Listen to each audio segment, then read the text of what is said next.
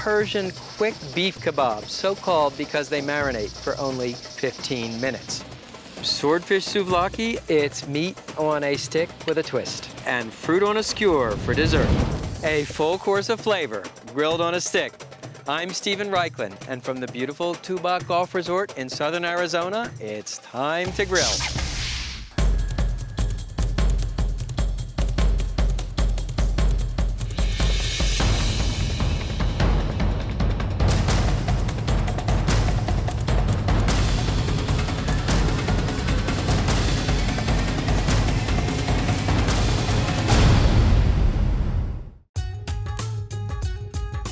Take a deep breath and relax. Remember, grilling isn't brain surgery. It really boils down to just two things: controlling the heat and learning how to tell when the food is done. The rest is just common sense and improvisation.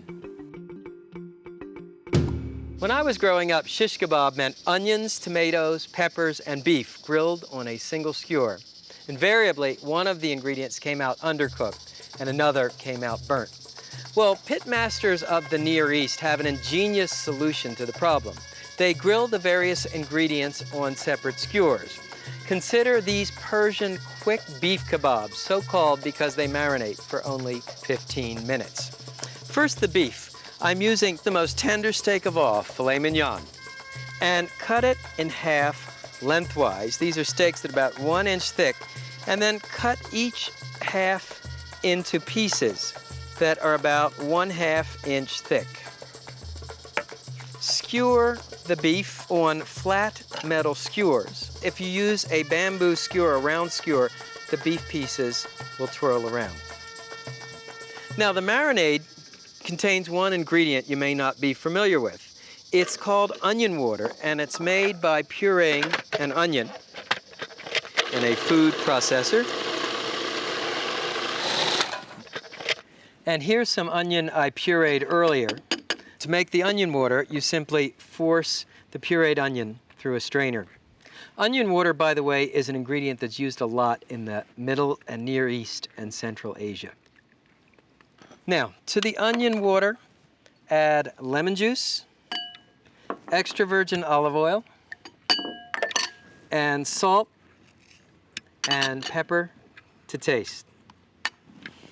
Simply combine these ingredients and stir with a fork and pour the marinade just like this. And this is really quick. The beef marinates for about 15 minutes, and just every couple minutes give it a turn so it marinates on all sides. Meanwhile, skewer the vegetables. Here I have onion quarters and half plum tomatoes.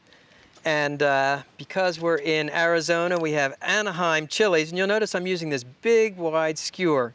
And what you can do here is simply quickly brush the tomatoes and onions with a little extra virgin olive oil. Season with coarse salt and pepper. I like really big, coarse salt crystals and cracked black peppercorns because they explode with flavor. Okay, so now the grill. I've set my grill up for direct grilling and preheated it screaming hot. You want to work on a hot grill grate for this. And as always, we follow 3 procedures. We keep it hot. That means 1 Mississippi, 2 Mississippi. Ouch, that's a hot grill. Clean it with a stiff wire grill brush. And for oiling, here's another trick that I learned in the Near East. Take a half onion, dip it in oil, and rub it across the bars of the grate. It oils the grill, it adds a little extra flavor, and it looks cool as all get out. I knew 2 things, and one is that grilling is the world's oldest cooking method, and 2 is that it's the world's most universal cooking method. So I thought if I traveled around the world studying how people grill, I would learn a tremendous amount about culture. Because grilling is more than a cooking method. It really says who we are. Now, the onions take the longest to grill, so I'll put them on first. Next, the peppers. Then the tomatoes. And finally, the beef.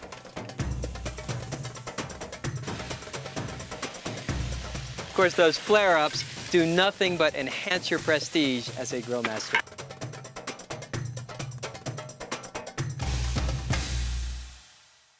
The onions are beautifully caramelized. Peppers are sweet and smoky. The tomatoes are tender. The meat is cooked just perfectly. Divide and conquer, because sometimes that's the best way to make shish kebab.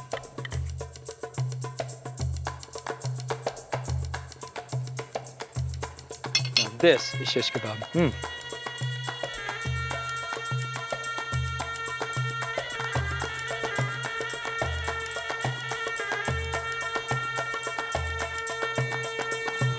Souvlaki is the Greek version of shish kebab, and you find it at fine restaurants, at grill stalls, at markets, street stands, almost anywhere.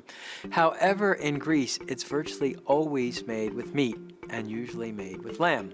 So I'm not sure what a Greek pitmaster would make of a swordfish souvlaki, but for me, the combination of Greek flavorings, lemon juice, olive oil, bay leaves, with swordfish, is absolutely sublime. This recipe is doubly appropriate because shish kebab literally means sword meat. It starts with swordfish, which I've cut into 1-inch cubes. Next, take an onion and cut it into 1/6, and then separate each layer into single pieces. Bay leaves are soaked in water for about 15 minutes to keep them from burning. Now you can skewer the ingredients on a flat skewer like this one. Bay leaf, onion, swordfish. Now if you don't have a flat skewer, you can use a technique I called two-prong skewering or double skewering. Starts with one bamboo skewer, the bay leaf, the onion, and then you take a second bamboo skewer and you insert it through the ingredients parallel to the first. So you wind up with something that looks like this, and again, when you go to turn the kebab, there's no slippage. Next, the marinade. We start with fresh lemon juice, and I like to squeeze the lemon between my fingers to catch any seeds. Now add dry white wine or Greek retsina. Finely chopped fresh garlic, must be fresh garlic, dried oregano, freshly grated lemon zest, little coarse salt, freshly cracked peppercorns, and whisk these ingredients until the salt crystals are dissolved. And then finally, you can whisk in a little extra virgin olive oil, preferably Greek oil. Now pour the marinade over your swordfish kebabs.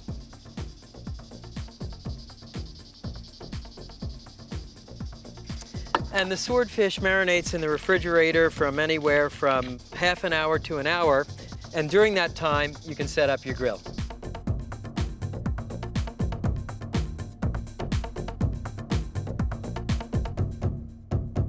I'm using this portable grill here, and I've set it up for direct grilling and preheated it to high. And whether you're on a built-in grill or portable grill, we always follow the 3 rules of great grillsmanship. Keep it hot, keep it clean, and of course, keep it lubricated, either with a rolled cotton towel or folded paper towel, dipped in oil and drawn across the bars of the grate. Not only does this prevent sticking, it gives you those killer grill marks. The swordfish souvlaki is ready, and you're probably puzzled that I didn't soak the bamboo skewers ahead of time. The reason is simple. Whether you soak a skewer or not, it will catch fire at about the same rate. So the way you keep the ends of the skewers from burning is you make this, which is an aluminum foil skewer shield. Just lay it down at one end of the grill, and then you can place the swordfish souvlaki on the grill.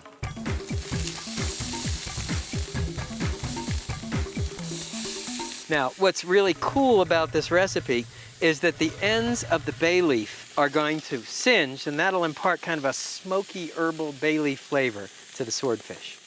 Cooking time, it's about 2 minutes per side, 8 minutes in all. And you know, I'm always thinking of how could I vary this recipe? What could I do? Because here I'm trying to teach you not just individual recipes, but principles about cooking. So I'm thinking, wouldn't this be great with, let's say, tuna and sun-dried tomatoes and basil leaves, fresh basil leaves, in place of the swordfish and bay leaves. And you can see how nicely the ends of the bay leaves are burning. That gives you this incredible herbal smoke flavor. Give each kebab a quarter turn after about 2 minutes, and you can see, thanks to my grill cleaning and oiling procedure, there's absolutely no sticking at all.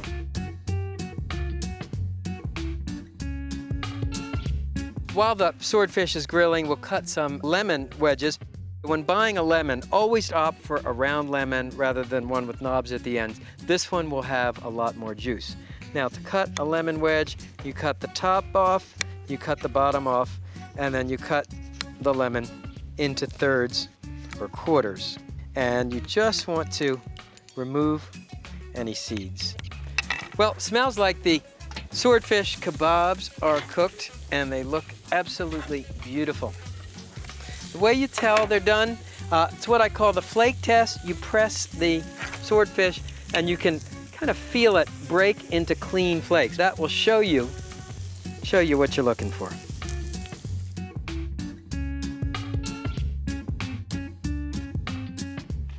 Swordfish souvlaki. It's meat on a stick with a twist.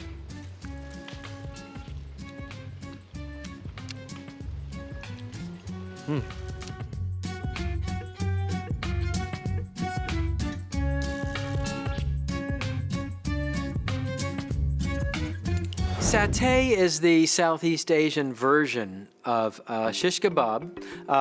As in so much grilling in Southeast Asia, small is beautiful. So the big shish kebab you find in Turkey shrinks down to a little tiny bamboo skewer.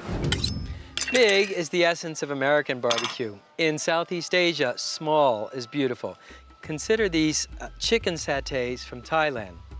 The satay originated in Indonesia, where the word literally means to stab or run someone through with a sharp stick. Today, satay is enjoyed all over the world. This one starts with boneless, skinless chicken breast, and cut it across the grain into strips that are about 1/4 of an inch thick and 3 to 4 inches long. Now, to skewer the satay, simply take the meat in one hand and weave it onto a skewer, as you see here. Sometimes you'll see people skewer satays like that. Well, it's very hard to eat with this point. It just goes through the roof of your mouth. So come almost right up to the end. Now, the marinade. 2 classic Southeast Asian ingredients. The first is coconut milk. The second is Asian fish sauce, and it's very tasty, made from pickled anchovies. For a touch of sweetness, we add honey, then freshly squeezed lime juice, chopped fresh garlic, and ground turmeric for flavor and color. Okay, we'll whisk these ingredients together. Very aromatic, very fragrant, and pour the marinade over the satays. Now, because the pieces of chicken are so small, 30 to 60 minutes of marinating time is fine. My job is, first of all, to help you understand barbecuing and grilling, to make you better at the arts of barbecuing and grilling. But what really turns me on is the story of how barbecuing and grilling reflect on human culture. Sauce, of course, is a constant on the world's barbecue trail. In Thailand, the condiment of choice is peanut sauce. It starts with more of that wonderful coconut milk, and then chunky peanut butter, a little more fish sauce, lime juice, sugar for a touch of sweetness, and then the Asian herbal seasonings, ginger, Thai chilies, chopped fresh garlic, finely chopped scallion, and finely chopped cilantro. And we'll turn on our burner here. Just simmer these ingredients until thick and flavorful, about 5 minutes. And while the sauce is simmering, let me show you the grill. Now, in Southeast Asia, they would use a special Satay grill, which looks like a slender metal shoebox. The closest thing you can find in the US is a hibachi, and this one has several interesting features. One, there's a little chute or door in the front so that you can add fresh charcoal. And then down here, there's a little draft or vent, and you open this wide to let air in to raise the heat, or if you want to reduce the heat, you can close the door. I want to work over a very hot fire. And as with all grills, we keep it hot, we keep it clean, and we keep it lubricated or oiled and drawn across the bars of the grate. You know what's great for this? You can oil the hibachi with a chunk of beef fat. That's really cool. To cook the satays, I'll place a grill shield right at the edge of the hibachi because I want to work in the center where the hibachi is the hottest, and then place the chicken satays right on our oiled hibachi. Cooking time is measured literally in minutes, maybe a minute or two per side. And one thing that's really neat is if you have a party, just put the hibachi right in the center of the table on an inverted baking sheet or some other protective pad, of course, and then let people grill their own satays. No place comes close to the diversity in its kebab grilling to Indonesia. And it's very interesting the way it's served. The meat is actually skewered on a tiny bamboo skewer, and they leave 1/4 of an inch of the tip of the skewer exposed. And the satay is served with diced raw onion and diced cucumber, and you fish those two ingredients at the end of the satay on the point, then dip the satay into the peanut butter and pop it into your mouth. There's an incredible turmeric coconut aroma coming off the grill. And how do you know when these are ready? When you see the edges of the satays are opaque, thanks to our little grill shield here, we have absolutely no burnt skewers. You know, a few years ago, I tried an interesting experiment because food writers, oh, that one's hot. Food writers always write, you know, if you soak the skewers, it keeps them from burning. So I put soaked skewers and unsoaked skewers on a hot hibachi. And guess what? They both caught fire at the same time.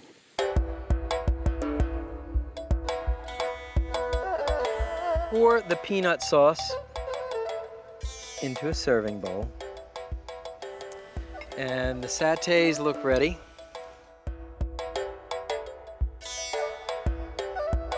And here's how you put it all together.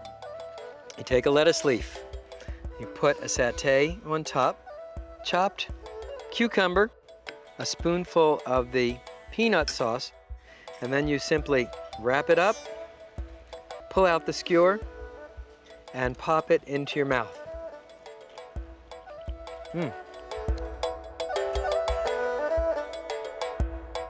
Sometimes to achieve big flavors, you have to think small.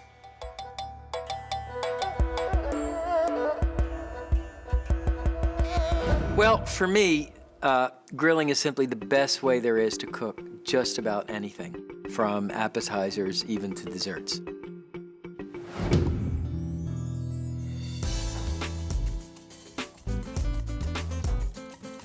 Night has fallen here in Tubac, Arizona. It's time for our finale, fruit kebabs for dessert. The skewers are these oversized cinnamon sticks. The fruits are limited only by your imagination. But before I assemble the kebabs, let me show you the glaze. It starts with equal parts butter, heavy cream, brown sugar, and dark rum, with cinnamon for spice.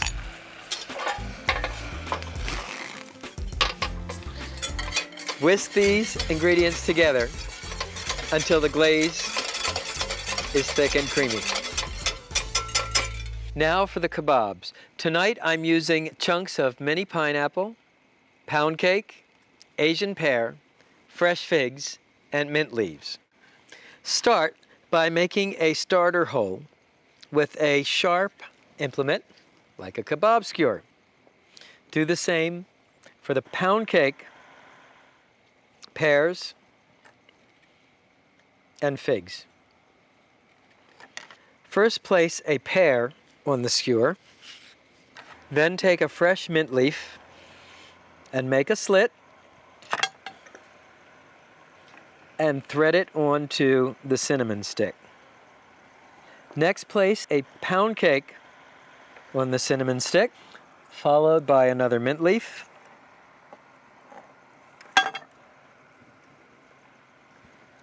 a fig, mint leaf, and chunk of pineapple. And actually, although this is for dessert, these cinnamon sticks would be great for grilling pork or chicken too. Let me show you how to set up the grill. I'm working on a kettle grill. It's set up for direct grilling, and I banked my coals to make a 3-zone fire. That is, thick layer of coals in the back, thinner layer of coals in the center for more moderate heat, and no coals in the front. That is my cool or safety zone. To keep the ends of the skewers from burning, I've made an aluminum foil grill shield. Then all we do is place the kebabs over the fire.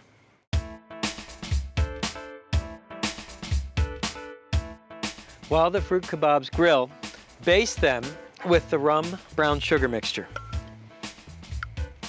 And what's happening here is the ends of the cinnamon sticks are charring, releasing all these aromatic spice oils.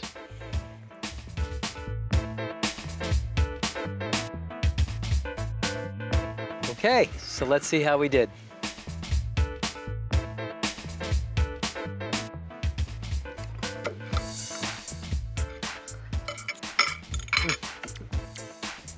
You know, there's nothing like the high, dry heat of a charcoal fire to caramelize the plant sugars. Of course, it doesn't hurt that you have a butter, rum, heavy cream sauce, too.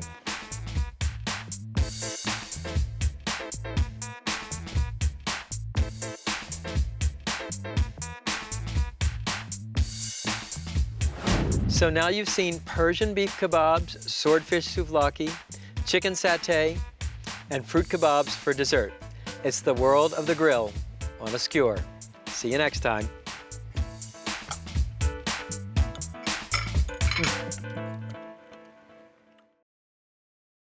Why has grilling become so popular? Well, there are many reasons. I mean, first of all, the tools have become much more sophisticated. Grills have become more sophisticated, more fun to use. Second of all, Americans travel more than ever before, and we experience these incredible grilled dishes, tandoori in India, satay in Southeast Asia. We want to come home and prepare these dishes at home.